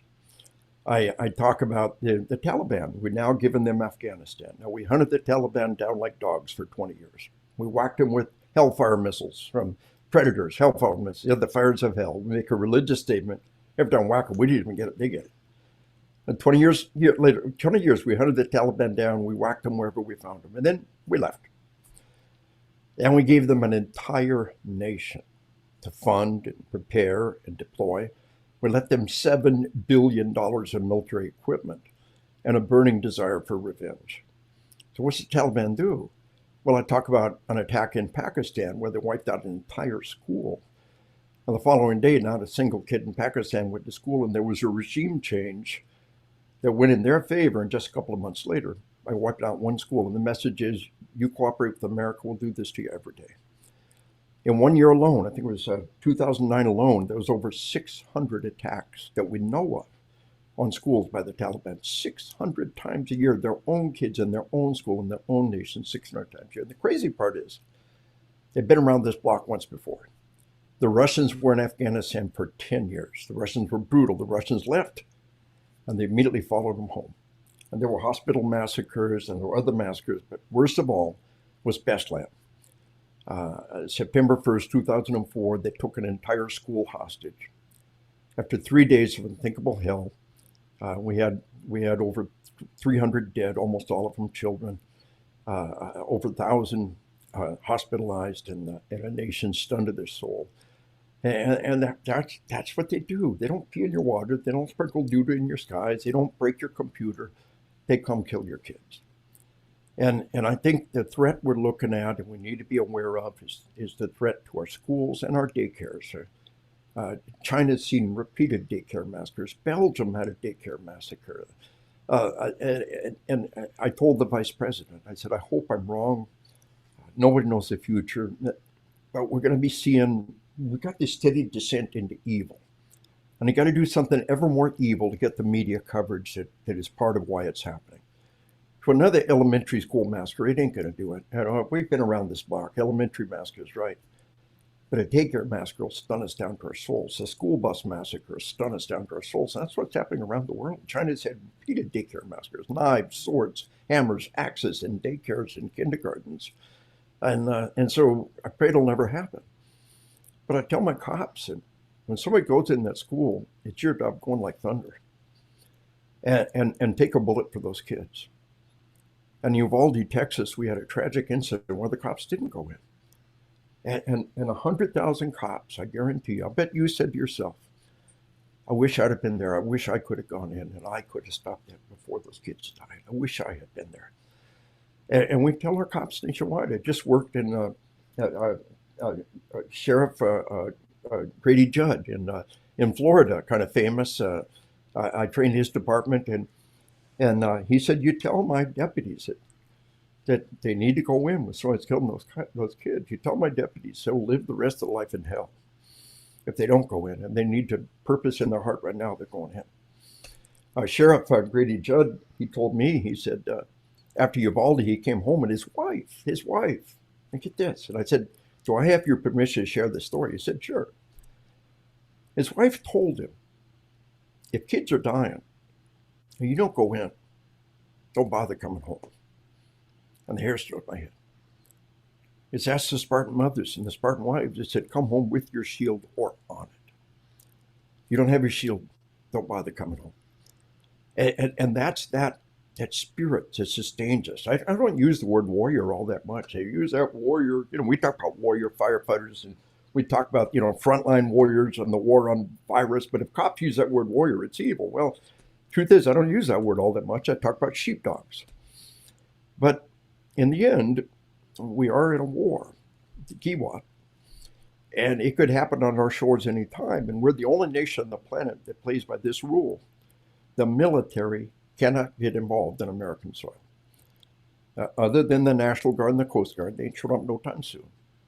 Our military cannot get involved in American soil. So when the terrorists attack, and they've been around this block once before, they did it to Russia, they did it 600 times a year, their own kids, their own nation. When the terrorists attack, whose job is to go in? It's our cops. They need to be trained, they need to be ready. And right behind them is armed citizens and other people who are truly part of the equation and need to be trained and need to be prepared. But we've got crazy times all around us. We give them $7 billion and a burning urge for revenge and an entire nation to plan, and they've been around this block once before. And our cops are the thin line of heroes that we send in that school when these things are happening.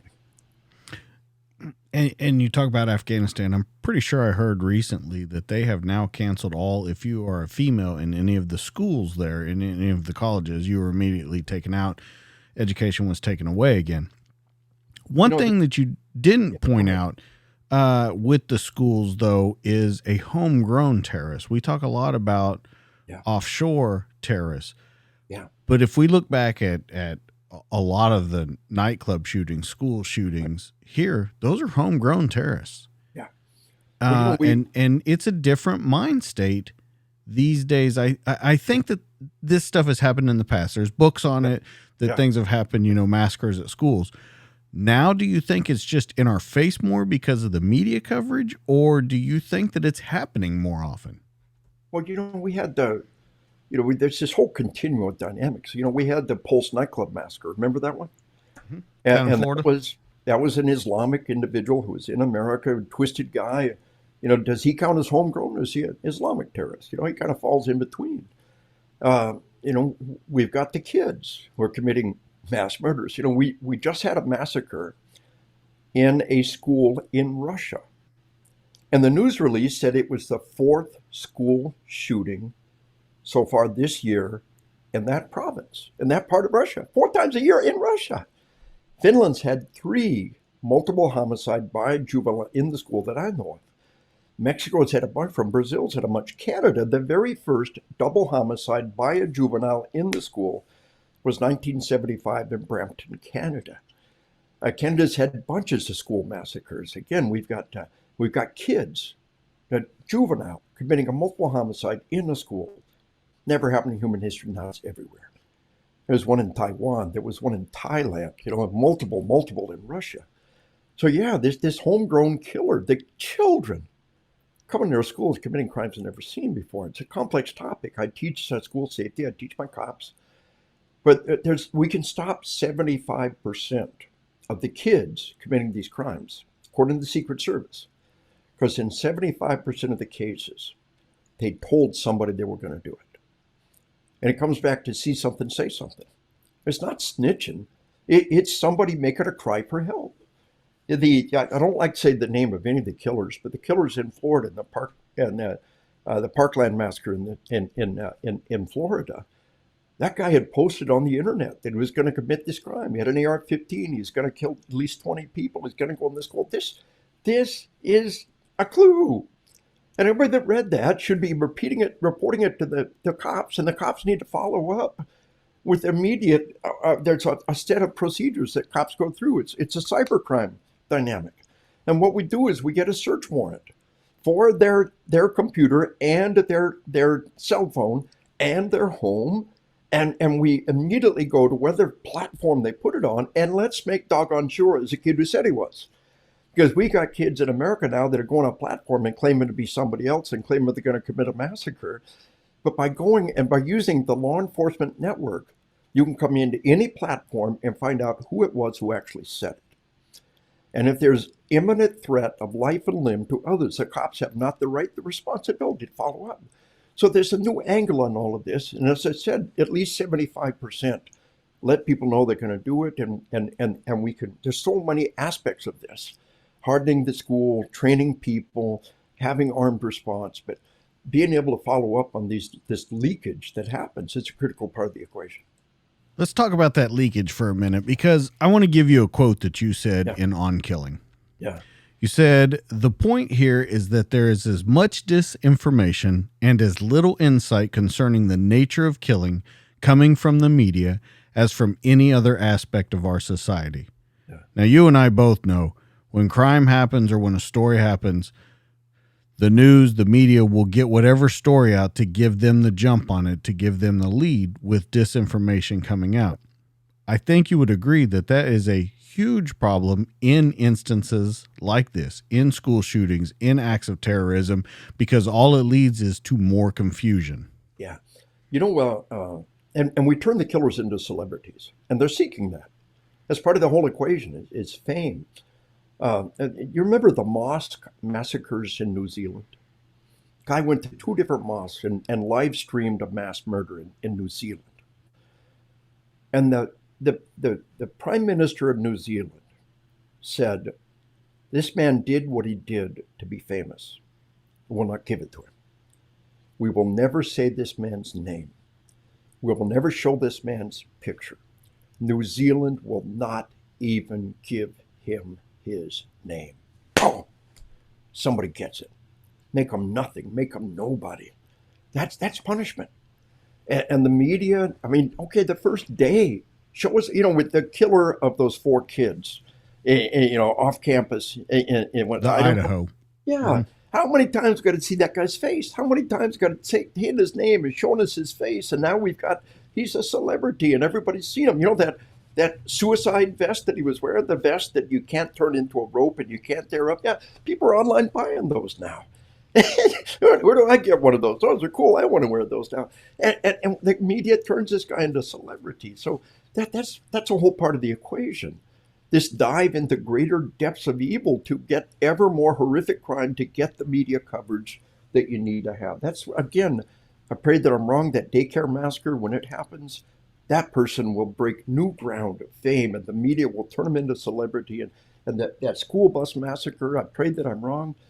We're seeing it around the world. These are the next crime, and the media turns them into celebrities. And it's okay. The first day we've got to talk about why they'll keep seeing his face and hearing their names.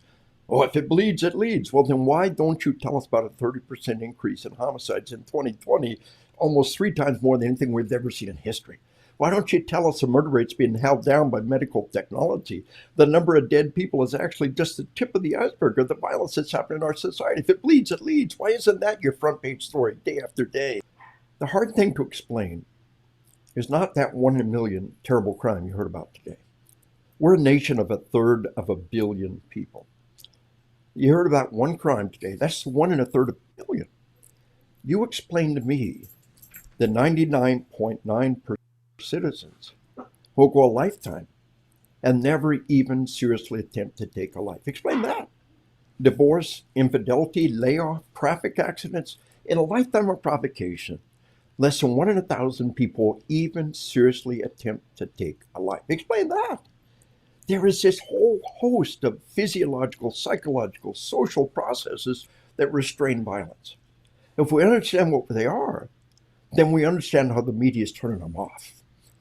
And we understand the harm that's being done by turning these killers into celebrities and making the video games available to children with the point-and-shoot simulator. You said, what's the difference between Vietnam and the GWAT? The shooting rate is still all the way up, but the hit rate has exploded. Versus Vietnam, spray and pray. Today's generation are getting great hit rates, and that comes from the simulators. And our military has high-quality simulators that are making not just shooting, but hitting the target a critical piece of the equation. And when these same things are being given to children, adults can do it. Adults can buy tobacco and alcohol and pornography and guns. But when it comes to giving children these murder simulators, when it comes to feeding them TV and movie and then turning the killers into celebrities and showing it to the kids every night, time out. Things are more complex. Understand what turns off killing it, understand what turns it on. That's the field of killology that I pioneered. And the critical equation, criminology is not teaching how to be a criminal. Killology is not teaching how to kill. It's about understanding those factors that can turn it on and turn it off in society. And we are pushing the gas pedal for violence in our society. So let me play devil's advocate to you one more time. And this will be the final kind of question in this area. Sure. Those video games, those violent things, people played cops and robbers, cowboys and Indians, whatever you want to call it. There's been violence forever. And this is someone's argument. There's been violence forever. So if there's been this violence forever, if you played Army, if you played violent video games growing up like I did, why is it more abundant now than it was back then? What has changed fundamentally to make it different? See, this is a core question. Well spotted, DJ, because that really pulls it all together. In healthy play, whenever someone gets hurt, the play stops. We played toy guns when we were kids and said, bang, bang, I got you. Said, no, you didn't. You smack him with your cap gun, it leaves a mark and he cries. How about gather around the hurt kid, try to convince him not to tell mom. Somebody gets hurt, the play stops. A basketball game, a football game. One of the players gets hurt, the play stops and the fans go silent. The whole game stopped just recently when a player almost died on the field and the game stopped. When somebody gets hurt, that play stops. But in the video game, you blow your playmates' heads off. Explosions of blood. They beg for mercy. They writhe in pain. Does the play stop? You get points. This is pathological play. This is dysfunctional play. One of the best studies of these killers wrote the book Inside the Mind of a Teen Killer by Phil Chalmers. He's interviewed these kids, and the one thing they all have in common is obsession with media violence. A Secret Service agent, Mike Rock, just released a book, Inside the Mind of the Mass Killer. And he says that the common ingredient keeps coming back to an obsession with media violence, an obsession with violent video games. You say, well, I'm not a killer. Well, when I was a kid, I'd never buckled my seatbelt. I'm just fine. Every single kid I know, nobody buckled, until it became the law, nobody buckled their seatbelt. We're all just fine. You can leave your kid unbuckled for a lifetime, and the odds they'll die is minuscule. But all you got to do is scrape a few kids off the highway and become a believer in seatbelt laws. And because a tiny, tiny proportion will be killed, we got no problem with mandating seatbelt laws. Well, the same thing's true with these games. Millions of people play the game and just be bullies. They'll take pleasure from making people suffer, but a tiny percentage will go on to commit this horrible crime. This is the new ingredient in the equation, this obsession. Yes, why? What's new? This explosion of violence. And one of the new factors is that the violent movies and video games. And again, in the movie, when somebody gets hurt, do we take pleasure out of that, or the bad guy gets dealt with? But in healthy play, when someone gets hurt, the play stops. And now, the criminals creating criminal acts are the heroes. And so when the police use deadly force in movies and the soldiers use deadly force, that's one thing. But now we've entered into a realm where the bad guys are committing these violent crimes, and kids watch this, but it really, really hits its peak. And these murder simulators being given to the children. And again, just because 1 in a million kids are going to die, mandating seatbelt laws are a pretty good idea. And most of the kids don't become killers. They become vicious little bullies who sincerely take pleasure in making people suffer. The bullying in our schools is almost impossible to comprehend. I was bullied when I was a kid. It can't be worse. That's worse. Are the mass murders worse than we were kids? Well, the reason it's worse is because it's 24 hours a day now. You can never shut it off. Social media, phones, all that kind of stuff. Yeah, the raw numbers. Like I said, 30% increase in homicides in 2020. The highest we've ever seen was one year in the 1960s, a 12% increase. This is beyond anything we've ever seen before, DJ. With the raw data, the medical technology is holding down the murder rate. It's actually orders of magnitude worse than it looks. What is the new factor worldwide? This global epidemic of sleep deprivation is part of the equation. The scripts that are being fed at a young age, the idea that the criminal is a good guy, the cops are the bad guys, being taught to take pleasure from human death and suffering as you physically inflicted in the video game. Again, none of the school killers were in martial arts. One, a kid in Springfield, Oregon, who had dabbled for a couple of weeks, 2 years prior, and dropped out. He doesn't want to ever. None of them were in varsity sports. None of them were in martial arts. None of them were paintballers. Paintball. Somebody gets hurt, take your mask off, shoot in the wrong direction, boom, the play stops. None of them were competitive shooters or hunters. None of the school killers participated in any structured, disciplined adult behavior. When somebody gets hurt, the play stops. What they did was they immersed themselves completely in this environment of media violence and violent video games. And the most famous and the most successful video game in history, Grand Theft Auto 5, the year it came out, made more money than the entire global music industry. One video game made more money than every rock hunter on the planet, every musician, every CD, every download on the planet. It's in my book, Assassination Generation. Gave a copy to the president, gave a copy to the vice president when I got a chance to meet him. One video game, more money than the entire global music industry. Grand Theft Auto 5, and it's a cop-killing murder simulator. So what's the new factor? They want to point at the guns. Well, how are the gun laws working out for Mexico? The whole gun thing is them desperately trying to point the finger somewhere else. Oh, if we only had gun laws, how's that work? Russia, we just got the news release, had a mass murder in a school, and it's one of 5 in just the last year in one portion of Russia. Brazil, Canada, around the globe, kids are committing this crime. They want to point at the guns. It's just them desperately trying to point the finger somewhere else. The new factor around the globe Yes, the 24-hour news cycle, but the actual incidence of violent crime is unlike anything we've ever seen. What is the new factor? The guns have always been there. I throw up an M1 carbine on the screen, a 30-round magazine, semi-automatic military weapon, M1 carbine. Why would anybody have a a semi-automatic 30-round magazine military weapon like an M1 carbine? At the end of World War II, they were military surplus. They were junk. You could buy an M1 carbine for 10, 20 bucks a pop. The ammo only worked on one gun on the planet. The ammo was dirt cheap. Why would anybody have an M1 carbine? And yet we made 7 million in World War II. And after World War II, millions were flooded the market. These crimes never happened. The guns aren't new. What's the new factor around the planet? They want some idiot from Australia asked Senator Cruz, why does it only happen in America? It's not, you lying dog. It's happening worldwide. Mass murders in Russia, in schools, in like one province, multiple murders in just the last year that we know of. And the media is not reporting it. School bus massacres, daycare massacres across China, do an online search for it. Around the planet, the world is coming unglued. What is the new factor? Think like a scientist, think like a detective.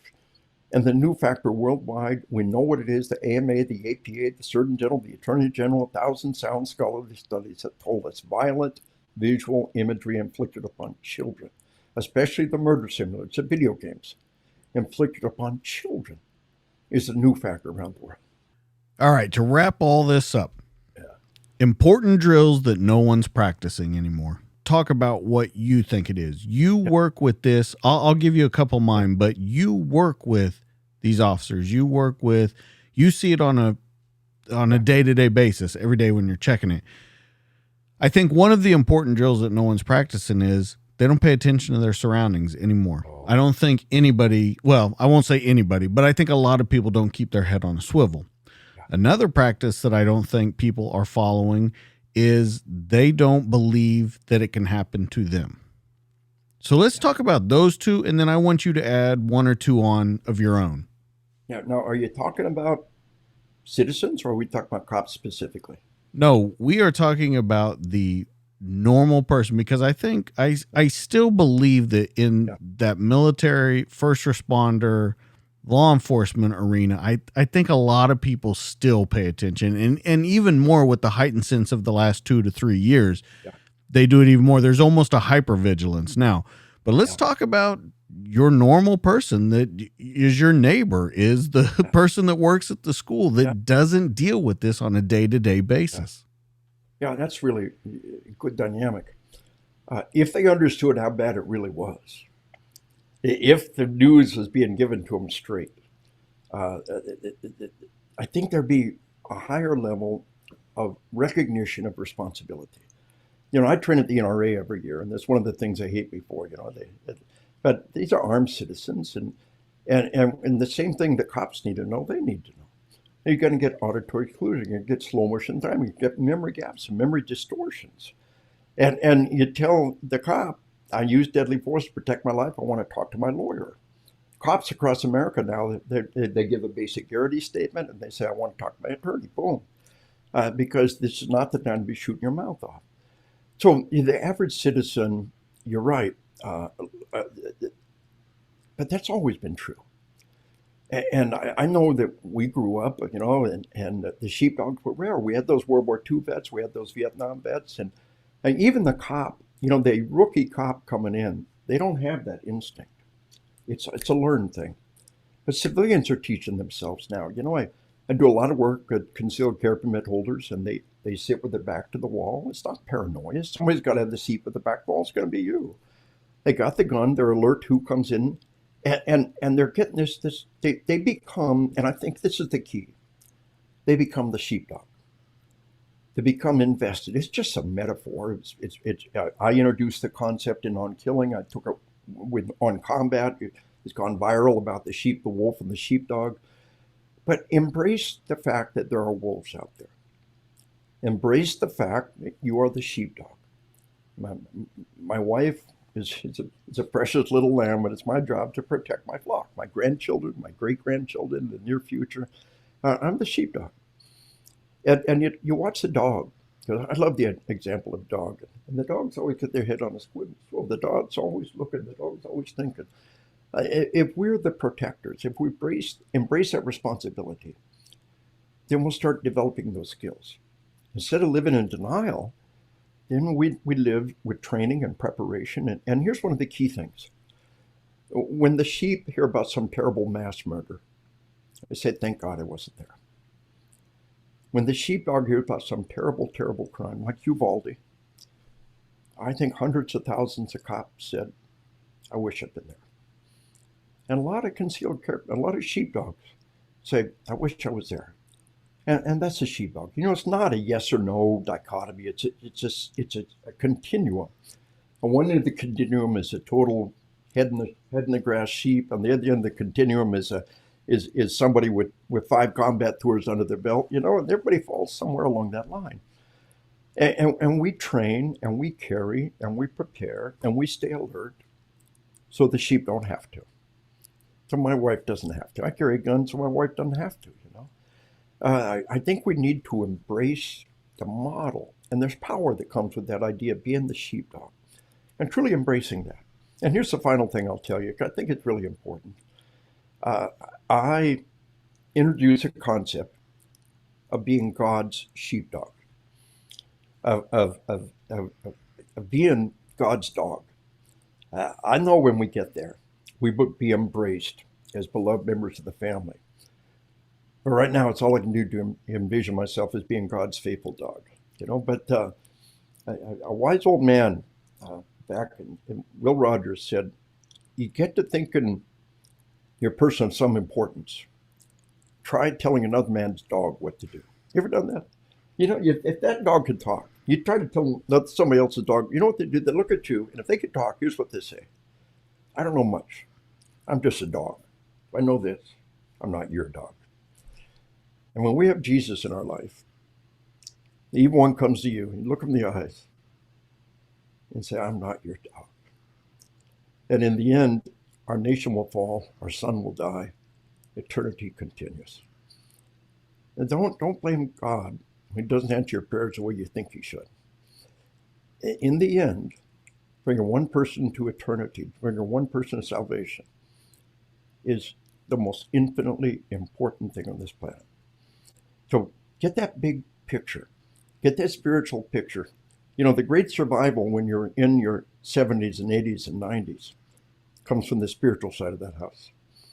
And getting on that side of the house, that is that critical piece in being God's faithful dog. I got a dog, she's a chocolate lab, and her purpose in life is to find chocolate, and anywhere in the house, and she'll get it off the counter. And if I let her off the leash, she'll get in the neighbor's yard and roll in stinky stuff, But I love her anyway. I know that's her nature. God sees all the bad things that we do, and he still loves us. He loves us enough to die for us, to pay the price for our sin and give us heaven and give us eternity with him. And he sees all the bad stuff that happens. He forgives us. And faith is a choice, and we can choose to believe in a loving God. You say, I wish it were true. I wish there was a loving God. Well, that is your little seed of belief. Plant that little seed of belief into faith. A man came to Jesus to heal his son. He said, if he had enough faith, anything would be possible. He said, I believe. Help my unbelief. Boom. Jesus did what he asked him to do. And I tell God, I believe. Help my unbelief. And in the end, like I said, our nation will fall over my dead body. Our son will die. Eternity will continue. And that's where the big battle's being fought. And in the end, everything else pales by comparison. So, DJ, it's been an honor and a privilege to be on board with you and all your listeners out there. And thanks for bringing up the different misrepresentations, if you will, of the stuff I do.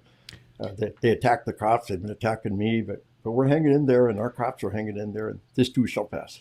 Well, I'm so glad you came on here. I'm so glad that you got to talk about this. Like I said, when I was in the academy, that you were brought up on a daily basis.